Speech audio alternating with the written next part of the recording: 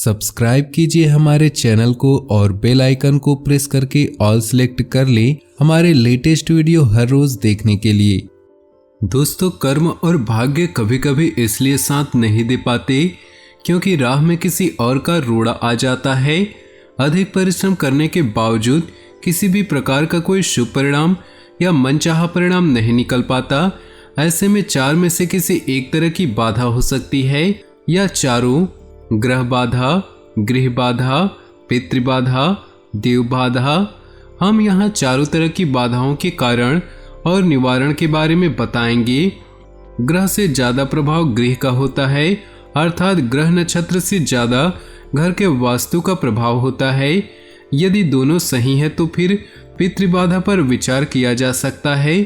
यदि तीनों भी सही हैं तो फिर भी कर्म असफल हो रहा हो तो अंत में देव बाधा मानी जा सकती है। आइए जानते हैं उन बाधाओं के कारण और निवारण के बारे में। पहली प्राथमिक बाधा को ग्रह नक्षत्रों या कुंडली की बाधा माना जाता है। किसी को राहु परेशान करता है तो कोई शनि से पीड़ित है, जबकि असल में कुंडली बनती है पूर्व जन्म के कर्मों के अनुसार, फिर उसका संचालन होता है। इस जन्म के कर्मों के अनुसार कर्म के सिद्धांत को समझना बहुत ही कठिन होता है। कोई ग्रह या नक्षत्र किसी व्यक्ति विशेष पर उतना प्रभाव नहीं डालता जितना कि वह स्थान विशेष पर डालता है। हालांकि व्यक्ति 27 में से जिस नक्षत्र में जन्म लेता है उसकी वैसी प्रकृति होती है, और कोई व्यक्ति क्यों किसी विशेष और कोई क्यों किसी निम्नतम नक्षत्र में जन्म लेता है, इसका कारण है व्यक्ति के पूर्व जन्मों की गति। इसलिए नक्षत्रों का समाधान जरूरी है। इसके लिए आप किसी लाल किताब के विशेषज्ञ से मिलकर इस बाधा को दूर कर सकते हैं। इसका सिंपल सा उपाय यह भी है कि आप अपने शरीर और कर्म को पवित्र बनाकर रखें। पांचों इंद्रियां साफ सुथरी और पवित्र रखें। आहार और विहार के नियम समझें। ग्रहों का सबसे पहला प्रभाव शरीर और मन पर पड़ता है। अपना आहार, आचरण और चलन बदले। उचित भोजन का सेवन करें और भोजन के हिंदू नियमों को मानेंगे तो ग्रह बाधा से दूर रहेंगे। रिश्ते और ग्रह नक्षत्र। जिस तरह वास्तु अनुरूप घर ही उत्तम फलदायी होता है, उसी तरह योग या व्यायाम से शरीर का वास्तु भी सुधारे। शरीर को हमेशा सुगंधित और साफ सुथरा बनाए रखें। व्यवहार भी शरीर की प्रकृति है, उसे उत्तम बनाएं। अनुचित व्यवहार से दूर रहें। इसके अलावा एक छोटा सा स्टोन, नग या मणि आपके जीवन से ग्रह बाधा को दूर कर सकता है। इसका निर्णय कुंडली देखकर ही होता है। हालांकि पंच स्नान से भी यह बाधा दूर होती है और घर का वास्तु सुधारने से भी। वास्तु दोष। घर के स्थान और दिशा का जीवन पर सबसे ज्यादा असर होता है। यदि ग्रह नक्षत्र सही न भी हो तो भी यदि घर का वास्तु सही है तो सब कुछ सही होने लगता है। अक्सर यह देखने में आया है कि उत्तर, पश्चिम एवं वायव्य दिशा का घर ही उचित और शुभ फल देने वाला होता है। घर के अंदर शौचालय, स्नान घर और किचन को उचित दिशा में ही बनाने चाहिए। निवारण। घर का वास्तु बिगड़ा हो तो प्रतिदिन कर्पूर जलाएं। जिस दिशा का वास्तु बिगड़ा हो वहां पर कपूर की एक डली रख दें। घर सदा साफ सुथरा रखें। घर के भीतर अनावश्यक वस्तुएं नहीं रखें। घर में ढेर सारी देवी देवताओं के चित्र या मूर्तियां न रखें। घर का ईशान कोण हमेशा खाली रखें या उसे जल का स्थान बनाएं। दरवाजे के ऊपर भगवान गणेश का चित्र और दाएं बाएं स्वास्तिक के साथ शुभ लाभ लिखा हो। घर में मधुर सुगंध और संगीत से वातावरण को अच्छा बनाएं। रात्रि में सोने से पहले घी में तर किया हुआ कपूर जला दें।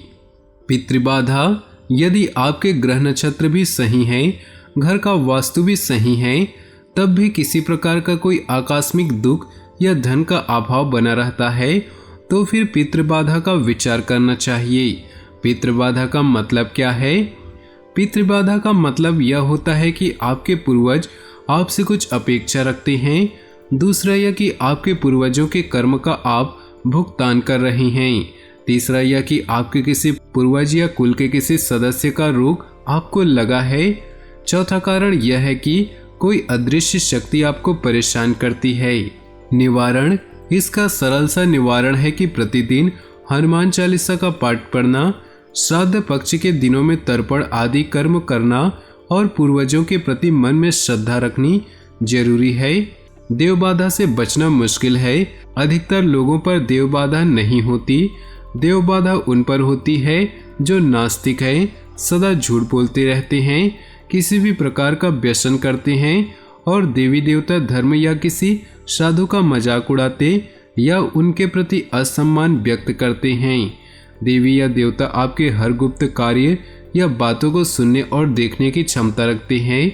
छली, कपटी, कामी, दंभी और हिंसक व्यक्ति के संबंध में देवता अधिक जानकारी रखते हैं।